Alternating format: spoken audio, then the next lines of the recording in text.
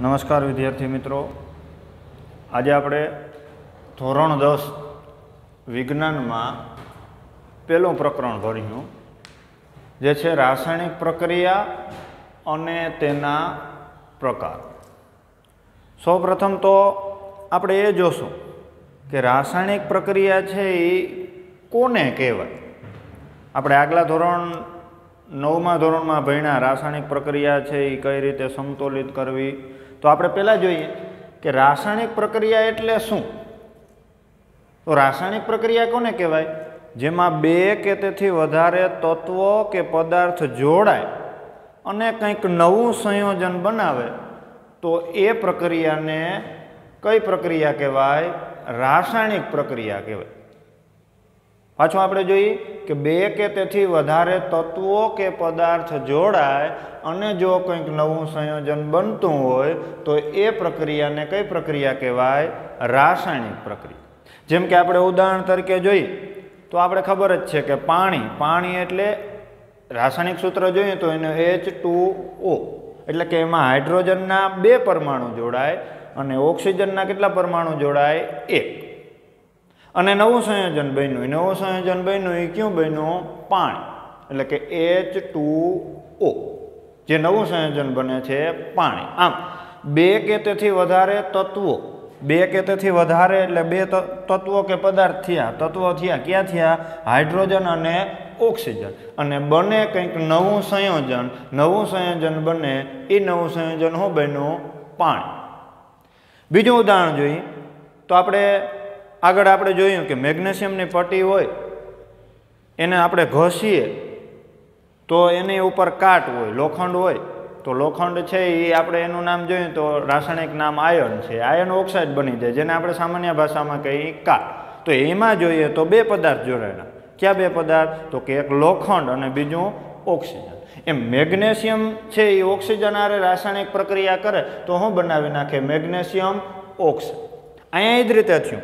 બે કે તેથી વધારે તત્વો કે પદાર્થ જોડાણા, બે કે તેથી વધારે તત્વો કે પદાર્થમાં અહીંયા 2 તત્વો જોડાણા, મેગ્નેશિયમ અને ઓક્સિજન. નવું સંયોજન બન્યું એ ક્યું બન્યું? Magnesium oxide.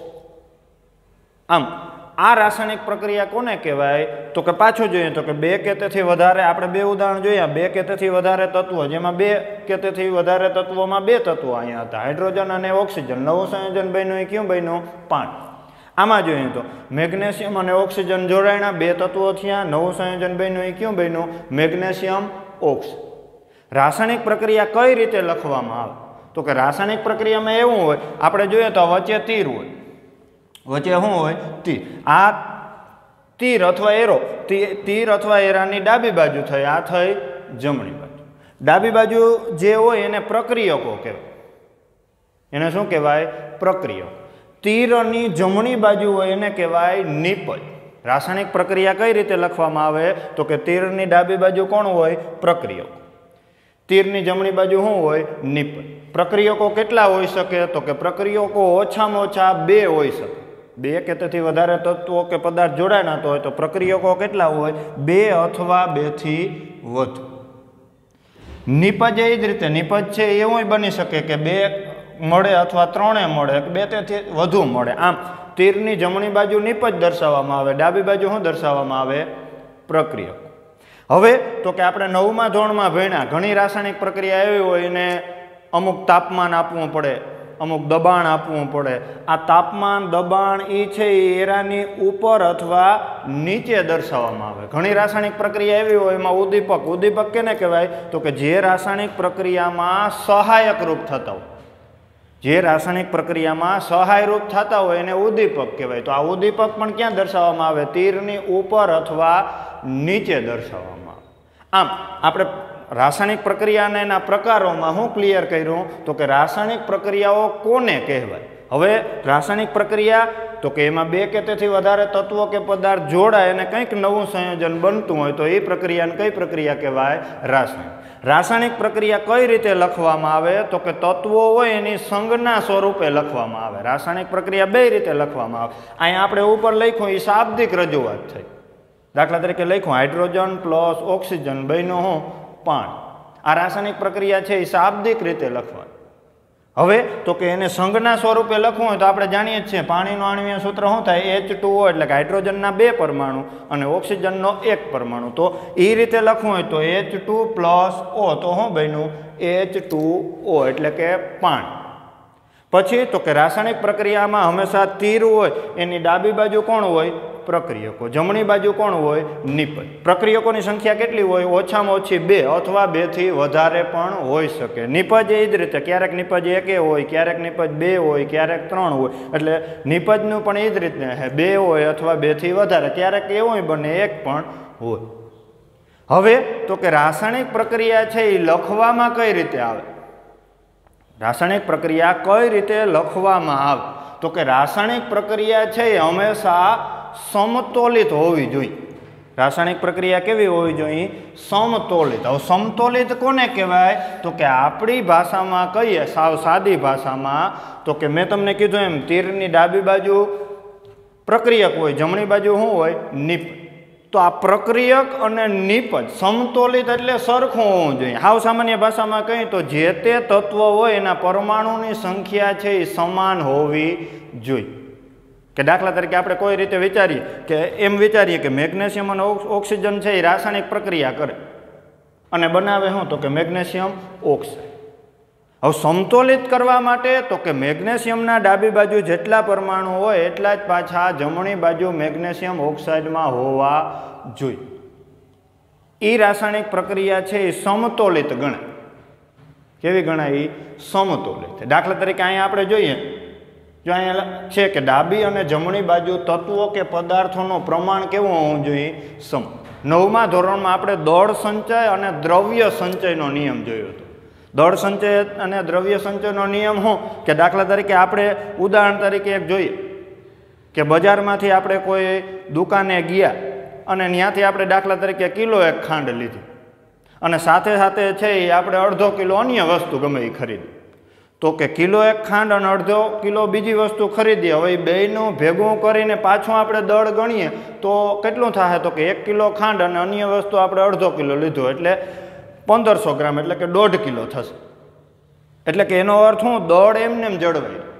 9મા ધોરણમાં આપણે દળ અને વજન જોયું તો વજનમાં ડિફરન્ટ રહે પણ દળ હંમેશા અચળ જ રહે. એટલે દળ સંચયનો અથવા દ્રવ્ય સંચયનો નિયમ શું કહે તો કે જે ડાબી બાજુ જેનું જેટલું પ્રક્રિયકો હોય એનું કુલ દળ હોય એટલું જ કેનું દળ હોય નિપજનું હોય. એટલે અહીંયા એ જ રીતે થયું. આપણે જો તત્વોના પરમાણુની સંખ્યા નહીં જળવા અહીંયા દાખલા તરીકે જો મેં ઉદાહરણ તરીકે લખ્યું Mg એટલે કે મેગ્નેશિયમ છે એ O2 એટલે કે ઓક્સિજન આરે પ્રક્રિયા કરે તો શું બનાવી નાખે મેગ્નેશિયમ ઓક્સાઇડ.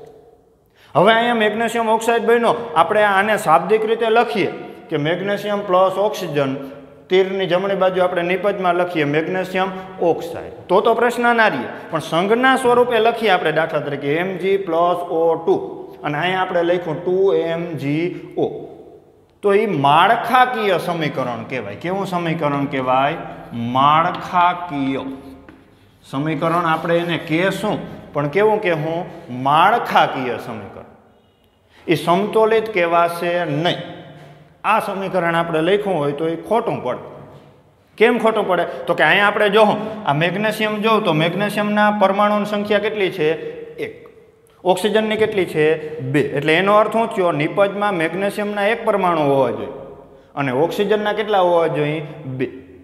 હવે તો કે જે તત્વની આપણે 9મા ધોરણમાં ભણ્યા સંજ્ઞા હોય એમાં કોઈ ફેરફાર આપણે કરી શકીએ નહીં. દાખલા તરીકે મેગ્નેશિયમ ઓક્સાઇડ હે તો મેગ્નેશિયમ ઓક્સાઇડની સંજ્ઞા થાય MgO એટલે કે મેગ્નેશિયમ ઓક્સાઇડ.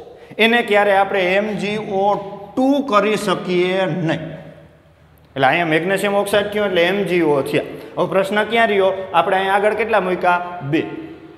આપણે આગળ જે મૂકીએ ને એને પૂર્વક કહેવાય. પૂર્વક મૂકીએ ને એને આખા જેટલા તત્વોના પરમાણુ હોય ને એ બધાને લાગુ પડે. 2MgO લખ્યો. આનો અર્થ આપણે ગણવું હોય ને તો મેગ્નેશિયમના 2 પરમાણુ થાય. એમ ઓક્સિજનના કેટલા થાય 2. જો આપણે આ રીતે લખીએ MgO2 તો મેગ્નેશિયમનો 1 થાય અને ઓક્સિજનના કેટલા થાય 2. પણ મેગ્નેશિયમ ઓક્સાઇડની સંજ્ઞા શું થાય MgO થાય. એમાં આપણે કોઈ ફેરફાર કરી શકીએ નહીં.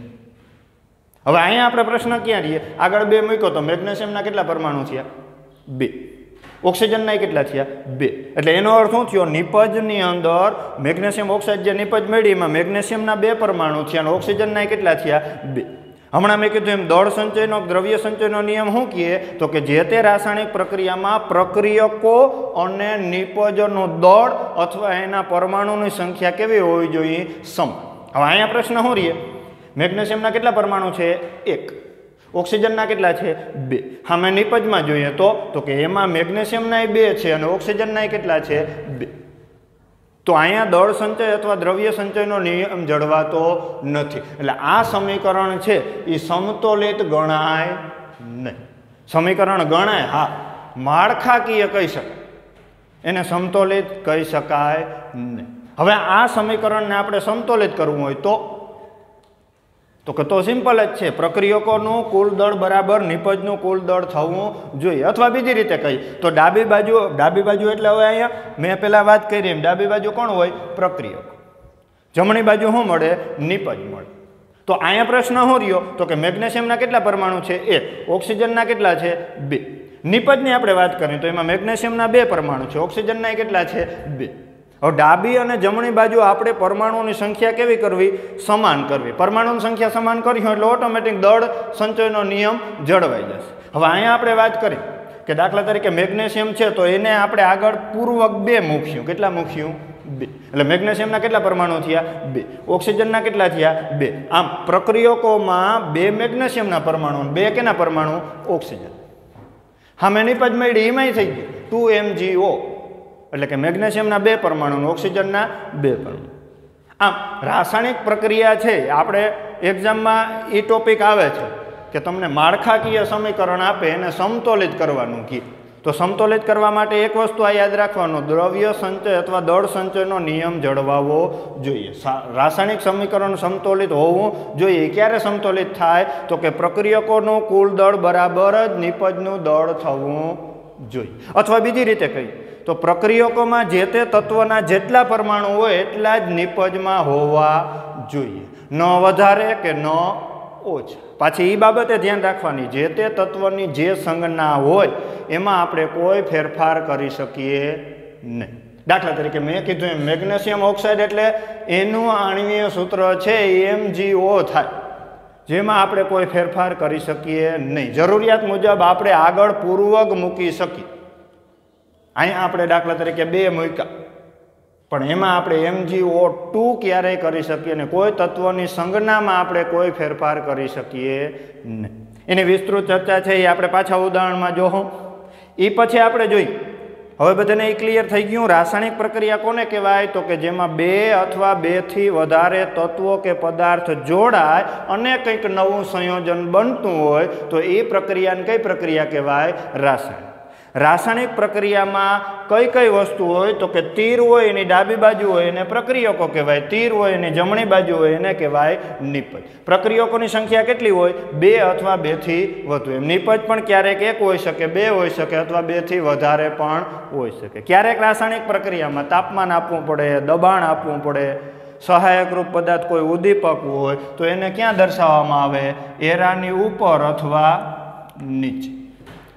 આ રાસાયણિક પ્રક્રિયા છે એ સંજ્ઞા સ્વરૂપે લખવામાં આવે છે અને એ ત્યારે કેવી હોવી જોઈએ? સમતોલિત. સમતોલિત કેને તો કે આપણી ભાષામાં કહી તો પ્રક્રિયકો અને નિપજમાં પરમાણુની સંખ્યા કેવી થવી જોઈએ? સરખી. એને શું કહેવાય? રાસાયણિક પ્રક્રિયા કેવી કહેવાય? સમતોલિત. હવે તો કે એક મુદ્દો આપણે ક્લિયર થયો. કયો ક્લિયર થયો? રાસાયણિક પ્રક્રિયાઓ એટલે શું? હવે તો કે રાસાયણિક પ્રક્રિયા છે એના પ્રકારોની આપણે વાત કરવાની. આમ તો કુલ 6 પ્રકાર આવે. આપણે તમે ટેક્સ્ટ બુકમાં જોવો તો એમાં 6 પ્રકાર, પણ સુધારા વધારા સાથે થયેલા છે એમાં 3 પ્રક્રિયાઓનો સમાવેશ થાય. એક 3 પ્રક્રિયા કઈ તો કે પહેલી પ્રક્રિયા છે સંયોગીકરણ પ્રક્રિયા, બીજી પ્રક્રિયા છે વિઘટન પ્રક્રિયા અને ત્રીજી પ્રક્રિયા છે વિસ્થાપન પ્રક્રિયા. હવે તો કે આપણે પેલા ડીપમાં જતા પહેલા એ બધાનો આપણે સામાન્ય અર્થ સમજીએ. દાખલા તરીકે સંયોગીકરણની પ્રક્રિયા છે તો અહીં મેં સામે લખ્યું ભેગું થવું. સામાન્ય રીતે આપણે ગુજરાતીમાં જોઈએ તો સંયોગનો અર્થ થાય ભેગું થવું. સંયોગ એટલે શું? ભેગું થવું. તો સંયોગીકરણની પ્રક્રિયામાં આપણે સામાન્ય અર્થ શું એનો યાદ રાખશું? ભેગું થવું. સંયોગીકરણ પ્રક્રિયા એટલે શું? ભેગું થવું. એમ વિઘટન એટલે ઉલટું, છૂટું પડવું.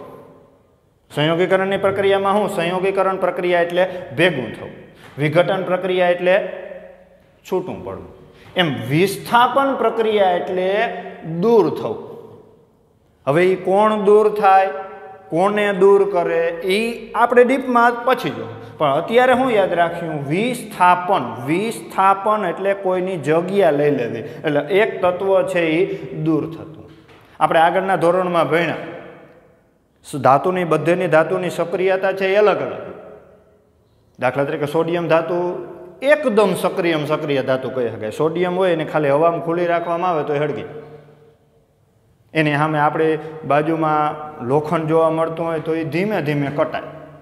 હવે એ કટાઈ આપણે બધાને ખબર જ છે. કઈ રીતે કટાય? તો કે હવામાનના ઓક્સિજન હારે પ્રક્રિયા કરી અને આપણી સામાન્ય ભાષામાં કહીએ તો કાટ બનાવે. એ રાસાયણિક પ્રક્રિયા થાય. આમ સોડિયમની અને લોખંડની બેની સક્રિયતા અલગ અલગ. એમ સોનું હોય દાખલા તરીકે એ એકદમ નિષ્ક્રિય હોય, કોઈ હારે કોઈ રાસાયણિક પ્રક્રિયા ક્યારેય આપે નહીં. એટલે વિસ્થાપન પ્રક્રિયા એટલે દૂર થવું. પણ કોણ દૂર થાય? તો કે જે વધારે સક્રિય ધાતુ હોય ને એ ઓછી સક્રિય ધાતુને દૂર કરી શકે. ક્યારે ઓછી સક્રિય ધાતુ વધારે સક્રિય ધાતુનું સ્થાન લઈ શકે નહીં, એટલે કે એનું વિસ્થાપન કરી શકે નહીં. એટલે આપણે 3 રાસાયણિક પ્રક્રિયા જોવાની છે. કેટલી રાસાયણિક પ્રક્રિયા? 3. કઈ 3? સંયોગીકરણ, વિઘટન અને વિસ્થાપન. 3નો સામાન્ય અર્થ આપણે એમ યાદ રાખ્યું. સંયોગીકરણ પ્રક્રિયા એટલે ભેગું થવું, વિઘટન પ્રક્રિયા એટલે છૂટું પડવું, એમ વિસ્થાપન પ્રક્રિયા એટલે દૂર થવું. તો હવે આપણે ડીપમાં એક એક વસ્તુનું જોઈએ. દાખલા તરીકે પહેલી પ્રક્રિયા છે આપણી આગળ સંયોગીકરણ પ્રક્રિયા. કઈ પ્રક્રિયા? સંયોગીકરણ. હવે સંયોગીકરણનો આપણે સામાન્ય અર્થ શીખા કે સંયોગીકરણ પ્રક્રિયા એટલે શું? કઈ પ્રક્રિયા? સંયોગીકરણ. સંયોગીકરણ પ્રક્રિયા એટલે શું? તો કે ભેગું થવું. હવે તો કે વ્યાખ્યા આપણે કરવી હોય તો આપણે શરૂઆતમાં ભણ્યા કે રાસાયણિક પ્રક્રિયા કોને કહેવાય? તો કે 2 કે તેથી વધારે તત્વો કે પદાર્થ જોડાય અને જો કંઈક નવું સંયોજન બનતું હોય તો એ પ્રક્રિયાને કઈ પ્રક્રિયા કહેવાય? સંયોગીકરણ પ્રક્રિયા. હવે તો કે રાસાયણિક પ્રક્રિયા. સંયોગીકરણની વ્યાખ્યા એ જ રીતે થાય. એક તો આપણે હવે ક્લિયર થઈ ગયું કે કોઈ પણ રાસાયણિક પ્રક્રિયા હોય એમાં 2 કે તેથી વધારે તત્વો કે પદાર્થ જોડાતા હશે અને કંઈક નવું સંયોજન બનતું હશે. તો સંયોગીકરણની આપણે વ્યાખ્યા કરવી હોય તો એ જ રીતે થાય. સંયોગીકરણ એટલે શું? ભેગું થાવ. તો આપણે વ્યાખ્યા ક્લિયર જ પહેલાં કઈ રીતે કે રાસાયણિક પ્રક્રિયામાં 2 કે તેથી વધારે પદાર્થો ભેગા થાય એટલે કે જોડાય અને નવું સંયોજન બનતું હશે તો એ પ્રક્રિયાને કઈ પ્રક્રિયા કહેવાય? સંયોગીકરણની પ્રક્રિયા. હવે તો કે સંયોગીકરણની પ્રક્રિયા છે એ વ્યવહારિક રીતે આપણી આજુબાજુ ઘણું જોવા મળે. મેં આગળ તમને વાત કીધું એમ લોખંડ કટાય છે. તો લોખંડ કટાય, લોખંડનું રાસાયણિક નામ શું છે? આયન. કોની હારે એ પ્રક્રિયા કરે? તો કે હવામાનના ભેજ અને ઓક્સિજન સાથે પ્રક્રિયા કરીને આયન ઓક્સાઇડ બનાવે, જેને આપણે સામાન્ય ભાષામાં શું કહીએ? કાટ. તો અહીંયા સંયોગીકરણની વ્યાખ્યા શું? તો કે જે રાસાયણિક પ્રક્રિયામાં આપણે આ અર્થ ભૂલવાનું નથી. સંયોગ એટલે ભેગું થવું. તો સંયોગીકરણની પ્રક્રિયા એટલે શું? તો કે જે રાસાયણિક પ્રક્રિયામાં 2 કે તેથી વધારે પદાર્થ કે તત્વો જોડાય અને નવું સંયોજન બનતું હોય તો એ પ્રક્રિયાને કઈ પ્રક્રિયા કહેવું આપણે? સંયોગીકરણ. આના ઉદાહરણ તો આપણે ઘણા બધા આપી શકીએ. દાખલા તરીકે છે એ મેગ્નેશિયમ. આપણે આગળ ઉદાહરણ જોયું હતું. મેગ્નેશિયમના 2 પરમાણુ ઓક્સિજનના 2 પરમાણુ હારે જોડાય તો શું બનાવી નાખે? Magnesium oxide 2MgO. આ કઈ પ્રક્રિયા થઈ? સંયોગ. હવે તો કે મેં તમને કીધું એમ આપણા જીવનમાં વ્યવહારિક રીતે ઘણા બધા એવી પ્રક્રિયા જોવા મળીએ જેમાં કઈ પ્રક્રિયા થતી હશે? સંયોગીકરણ. હવે તો કે દાખલા તરીકે આપણે એવું એક વ્યવહારિક ઉદાહરણ જોઈએ. આપણે આજુબાજુ જોવા મળતું ઉદાહરણ જોઈએ જેમાં સંયોગીકરણની પ્રક્રિયા થતી હોય. તો આપણે બધા પરિચિત જ છીએ. કડી ચૂનો તમે જોયો જ હશે. દાખલા તરીકે આ આપણો ક્લાસરૂમ છે એને કલર કરવો હોય તો આપણે બજારમાંથી પહેલાં કડી ચૂનો લઈ આવીએ. કડી ચૂનાનું રાસાયણિક નામ થાય કેલ્શિયમ ઓક્સાઇડ. એનું રાસાયણિક નામ થાય કેલ્શિયમ ઓક્સાઇડ. હવે કેલ્શિયમ ઓક્સાઇડ જેનું આણ્વીય સૂત્ર થાય CaO. હવે સામાન્ય રીતે આપણે બજારમાંથી કડી ચૂનો લઈ આવ્યા કેલ્શિયમ ઓક્સાઇડ, એટલે કે એનું સામાન્ય નામ શું થાય? કડી ચૂનો. આ બજારમાંથી આપણે લઈ આવ્યા. પછી બજારમાંથી લઈ આવ્યા એટલે એને આપણે શું કર્યું? દિવાલમાં રંગવો હશે તો એક ડોલ કે અન્ય કોઈ પાત્ર લઈ અને એમાં કડી ચૂનો નાખી અને પછી એમાં પાણી ઉમેરશું. પાણી ઉમેરશું એટલે જો અહીંયા આખું સમજવાનું છે. હતું શું આપણે બજારમાંથી શું લઈ આવ્યા? કડી ચૂનો, એટલે કે કેલ્શિયમ ઓક્સાઇડ જેની સંજ્ઞા શું થાય? CaO. થયું. આ આપણે કોઈ પાત્ર અથવા ડોલ કે જે પાત્ર હોય એમાં શું ઉમેર્યું? પાણી. હવે એ બે વચ્ચે રાસાયણિક પ્રક્રિયા થાય એટલે પ્લસ શું થાય? પાણી. પાણીનું આણ્વીય સૂત્ર તો આપણે ખબર જ છે, શું થાય? H2O. આ થઈ ગયા પ્રક્રિયકો. આપણે આગળ જોઈએ તો બે કે તેથી વધારે પ્રક્રિયકો. અહીં પ્રક્રિયકો શું થયો? બજારમાંથી આપણે શું લઈ આવ્યા હતા? કડી ચૂનો, જેનું રાસાયણિક નામ શું થયું? Calcium oxide. એમાં શું ઉમેર્યું આપણે? પાણી. પાણી એટલે H2O. તો રાસાયણિક પ્રક્રિયા થઈ અને જે કડી ચૂનો હતો ને એ ભીંજાઈ જાય. આપણે એને હલાવ્યું એટલે ભીંજાઈ જાય, એટલે કે એ ચૂનો બની જાય ભીંજવેલો ચૂનો. કેવો ચૂનો બની જાય? ભીંજવેલો ચૂનો. એટલે કે પાણીમાં ભીંજાઈ જાય, જે રગડા ટાઈપ થઈ જાય, જેને આપણે દિવાલ ઉપર લગાવવાનો હશે. એ કેવો ચૂનો બની જાય? ભીંજવેલો. કડી ચૂનાને જેમ કેલ્શિયમ ઓક્સાઇડ કહેવાય ને એમ રાસાયણિક રીતે જે પાણી ભીંજાઈ ગયો ચૂનો એને કહેવાય કેલ્શિયમ હાઇડ્રોક્સાઇડ. શું કહેવાય એને? Calcium hydroxide.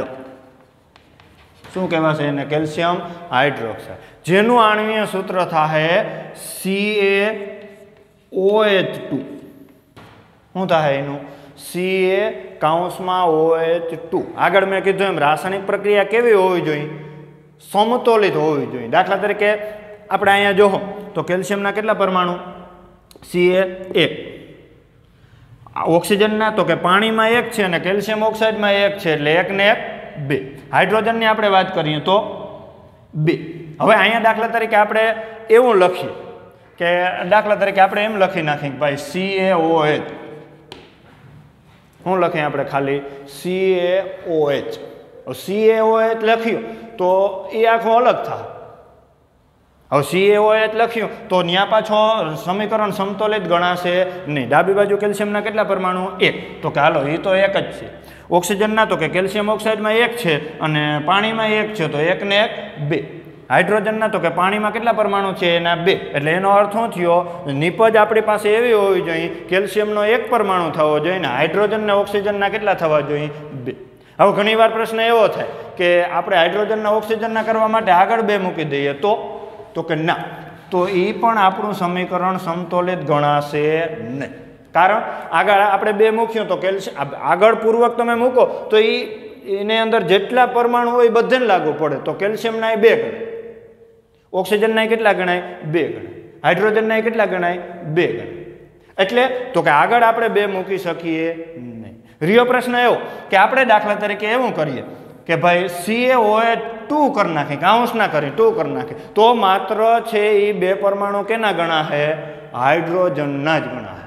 CaOH2 કર્યું તો માત્ર હાઇડ્રોજનના જ 2 ગણાશે, ઓક્સિજનના 2 ગણાશે નહીં. એટલે સમીકરણ સમતોલિત. ઘણીવાર એવું બને કે ભાઈ કેલ્શિયમ હાઇડ્રોક્સાઇડ બન્યું, આપણે ખબર નથી, તો કંઈ વાંધો નહીં, પહેલાં આવી રીતનું લખ નાખવાનું CaOH, પછી પ્રક્રિયાને સમતોલિત કરવાનું. સમતોલિત કર્યું એટલે જો આવી રીતે આપણે જોવું તો ડાબી બાજુ કેલ્શિયમના કેટલા પરમાણુ છે? 1. ઓક્સિજનના કેટલા છે? અહીંયા 1 છે ને અહીંયા 1 છે, એટલે કેટલા થયા? 2. હાઇડ્રોજનના કેટલા? 2. હવે તો કે કેલ્શિયમ હાઇડ્રોક્સાઇડ જે નિપજ મળી એમાં કેલ્શિયમનો 1 પરમાણુ થવો જોઈએ, હાઇડ્રોજન અને ઓક્સિજનના કેટલા થવા જોઈએ? 2. તો આપણે અહીંયા શું કર્યું? આ કેલ્શિયમ હાઇડ્રોક્સાઇડ છે OH ને આપણે કાઉન્સ કરી અને કાઉન્સની બહાર કેટલા મૂકી દઉં? 2. એટલે થઈ ગયું કેલ્શિયમ હાઇડ્રોક્સાઇડ, કેલ્શિયમનો 1 પરમાણુ, હાઇડ્રોજન અને ઓક્સિજનના કેટલા પરમાણુ? 2. જે કેવો ચૂનો બન્યો? ભીંજવેલો ચૂનો. એટલે કે કેલ્શિયમ હાઇડ્રોક્સાઇડ. આપણે કઈ વાત કરી છે?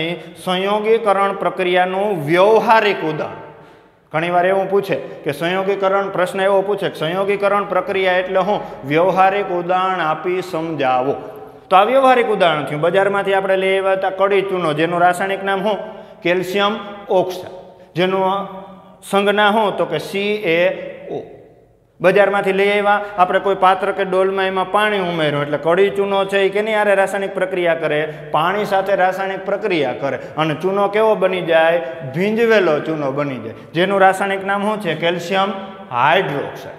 જેનું રાસાયણિક નામ શું છે? કેલ્શિયમ હાઇડ્રોક્સાઇડ, એટલે કે CaOH2. જે સમીકરણ આખું કેવું થયું? સમતોલિત. સમતોલિત એટલે જેમાં દળ સંચય કે દ્રવ્ય સંચયનો નિયમ જળવાય છે, અથવા બીજી ભાષામાં કહીએ તો એમાં ડાબી બાજુ પ્રક્રિયકોમાં જે તે તત્વના જેટલા પરમાણુ હતા એટલા જ જમણી બાજુ છે. આગળ વાત કરીએ તો આપણી પાસે આવો ચૂનો રહ્યો, એ ડોલ કે જે પાત્રમાં છે એ કેવો ચૂનો રહ્યો? ભીંજવેલો. જેને હવે આપણે ક્યાં લગાવવામાં છે? દિવાલો. આપણે એને ક્યાં લગાડવાનો છે? પીછી કે પીછા વડે ક્યાં લગાડવાનો છે? દિવાલ. તો આની જે નિપજ થઈ હવે પાછો પ્રક્રિયક થાય. દાખલા તરીકે પ્રક્રિયક કોણ થાય? Calcium hydroxide. કેલ્શિયમ હાઇડ્રોક્સાઇડ એટલે CaOH2. જે અહીંયા નિપજ મળી હતી એને આપણે ક્યાં લગાડ્યું? દિવાલ. હવે દિવાલ ઉપર લગાડશું. હવે સમજવાનું છે તો કે આપણે ઘણીવાર એવું બને કે વ્યવહારિક રીતે આપણે આપણા ઘરે કે મકાન કે અન્ય કોઈ વસ્તુએ કડી ચૂનો લગાડતા હોય, એ જેવો આમ પીછો મારે તો આપણે એવું થાય કે આ બહુ સફેદ દેખાતું નથી. ઘણીવાર એવું થાય કે આ કેમ નથી દેખાતું, પણ અમુક સમય પછી પાછું તમે જોવો તો એ સફેદ રંગ તમને દેખાય. કારણ શું? તો કે ત્યાં રાસાયણિક પ્રક્રિયા થાય છે પણ ધીમી થાય છે. કેવી રાસાયણિક પ્રક્રિયા થાય છે? ધીમી. કોઈ ઓરડો હોય ત્યાં તમે કડી ચૂનો લગાડો, જેવો આમ પીછો મારતા જાઓ ત્યારે તમે જોવો તો એટલો બધો તમને સફેદ રંગ દેખાશે નહીં, પણ અમુક સમય પછી 2-5 કલાક કે 1-2 દિવસ પછી જોવો તો એ તમને સફેદ પડ દેખાશે, કેમ કે ત્યાં ધીમી પ્રક્રિયા થાય. પાછો રિપીટ કરી તો બજારમાંથી આપણે લઈ આવ્યા હતા કડી ચૂનો એટલે કે કેલ્શિયમ ઓક્સાઇડ, ડોલમાં પાણી નાખ્યું એટલે કે પાણી હારે પ્રક્રિયા કરી તો કેવો ચૂનો બની ગયો? ભીંજવેલો ચૂનો બની ગયો, એટલે કે કેલ્શિયમ હાઇડ્રોક્સાઇડ. એ કેલ્શિયમ હાઇડ્રોક્સાઇડ ક્યાં લગાડવામાં આવે? દિવાલ ઉપર. દિવાલ ઉપર લગાડવામાં આવે ત્યારે એ હવામાંના કાર્બન ડાયોક્સાઇડ સાથે, જેમ લોખંડ છે એ હવામાંના ભેજ અને ઓક્સિજન હારે પ્રક્રિયા કરે, એમ પીછા વડે આપણે કડી ચૂનો લગાડ્યો એ હવામાંના કાર્બન ડાયોક્સાઇડ. કાર્બન ડાયોક્સાઇડ એટલે CO2, જે આપણે જાણીએ જ છીએ. કાર્બન ડાયોક્સાઇડનું આણ્વિક સૂત્ર શું થાય? CO2. એ હવામાંના કાર્બન ડાયોક્સાઇડ સાથે રાસાયણિક પ્રક્રિયા કરે, પણ એ ધીમી રાસાયણિક પ્રક્રિયા કરે. કેવી રાસાયણિક પ્રક્રિયા? જેનો તમને ડાયરેક્ટ પીછો માર્યો તો ડાયરેક્ટ એટલી બધી ઝડપી પ્રક્રિયા હશે નહીં. ધીમી રાસાયણિક પ્રક્રિયા કરે, કાર્બન ડાયોક્સાઇડ આરે ધીમી રાસાયણિક પ્રક્રિયા કરી અને જે સફેદ રંગનો પડ બનાવે ને એનું રાસાયણિક નામ થાય કેલ્શિયમ કાર્બોનેટ. શું થાય એનું રાસાયણિક નામ? કેલ્શિયમ કાર્બોનેટ બનાવે, જે આ સફેદ પડ થાય. સફેદ પડ બને એ કેનો થાય?